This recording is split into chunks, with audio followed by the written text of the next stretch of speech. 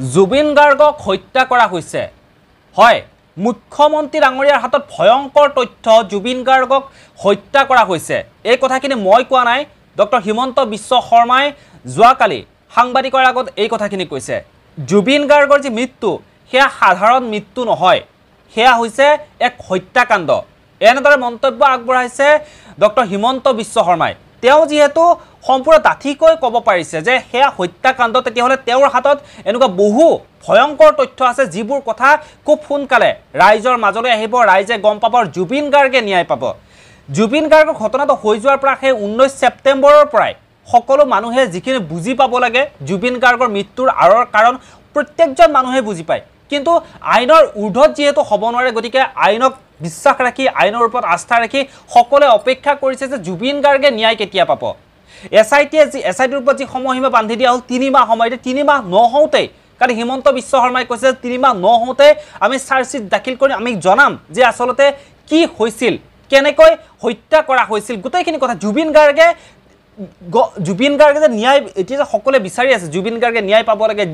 লাগে সকলোৱে যে চিঞৰি আছে সামাজিক মাধ্যমতে হওক বা যোনে যেনেকৈ পাৰে কাৰণ জুবিন গাৰ্গৰ সকলো ফালে অসমৰ প্ৰত্যেকজন ব্যক্তিয়ে হৈছে জুবিন গাৰ্গৰ গতিকে জুবিন গাৰ্গে ন্যায় পাব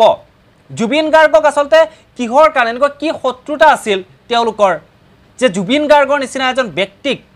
হত্যা কৰিব লগা হ'ল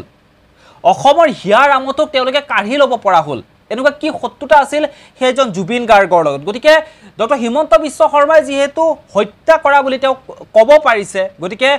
আমি আশা কৰিছোঁ আৰু বহুত নতুন তথ্য ওলাই পৰিব এই কেইদিনৰ ভিতৰতে যেতিয়াই জি এছ আই টি সময়সীমা বান্ধি দিয়া হৈছিল 3 মাহ সময় ডিচেম্বৰ 19 তাৰিখলৈ কিন্তু ডিচেম্বৰ 19 তাৰিখৰ আগতেই আমি আশা কৰিছোঁ আমি ন্যায় পাম জুবিন গাৰ্গে ন্যায় পাব অসমবাসী ৰাইজৰ যি চকুলো অসমবাসী ৰাইজৰ যি চিঞৰ সেয়া অথলে নাযায় সেয়া কিন্তু এইবাৰ জুবিন গাৰ্গৰ ক্ষেত্ৰত ফলপ্ৰসূ হ'ব বহুতে যেহেতু আগৰ কিছুমান ঘটনা যিখিনি ঘটনাৰ কাৰণে মানুহে একদম কৈছিল যে আইনৰ ওপৰত বিশ্বাস নোহোৱা হৈ গৈছে কিন্তু সেই মানুহখিনি এতিয়া কিন্তু জুবিন গাৰ্গৰ ঘটনাটোৰ কাৰণে ক'ব লাগিব যে হয় আইনৰ ওপৰত বিশ্বাস আছে আস্থা আছে মানুহখিনিয়ে ক'ব লাগিব গতিকে খুব সোনকালে চাগে হিমন্ত বিশ্ব শৰ্মাই এই ঘটনাটোৰ আঁৰত কেনেকৈ জুবিন গাৰ্গৰ লগত কি কৰা হৈছিল আৰু যি দোষী এই দোষীসকলক উচিত শাস্তি দি চাগৈ জুবিন গাৰ্গক ন্যায় প্ৰদান কৰিব সেইটোৰ বাবে আমি সকলোৱে আস্থা ৰাখিছোঁ সকলোৱে বিশ্বাস ৰাখিছোঁ গতিকে বাকীখিনি সময়ত গম পোৱা যাব সময়ত আচলতে কি হয় কাৰণ জুবিন গাৰ্গ নোহোৱা হৈ যোৱাৰ পিছৰে পৰা চাৰিওফালে এক নিমাও পৰিৱেশ হৈ আছে প্ৰত্যেকজন মানুহেই জুবিন গাৰ্গৰ ন্যায় পক্ষত মাত মাতিছে যেন তেওঁ যে নাই সেই বস্তুটো প্ৰত্যেকটো সময়তে অসমবাসীৰ হিয়াৰ ক'ৰবাত কোনোত অকলশৰীয়া কৰি থৈ যায় মানুহখিনিয়ে প্ৰত্যেকটো সময়তে সেই অকলশৰীয়া অনুভৱ কৰে জুবিন গাৰ্গ নোহোৱা হৈ যোৱাৰ পিছৰ সময়খিনিৰ পৰা গতিকে আশা কৰিছোঁ খুব সোনকালে আমি যি দোষী সেই দোষীসকলে কঠোৰতকৈ কঠোৰ শাস্তি পাব জুবিন গাৰ্গে ন্যায় পাব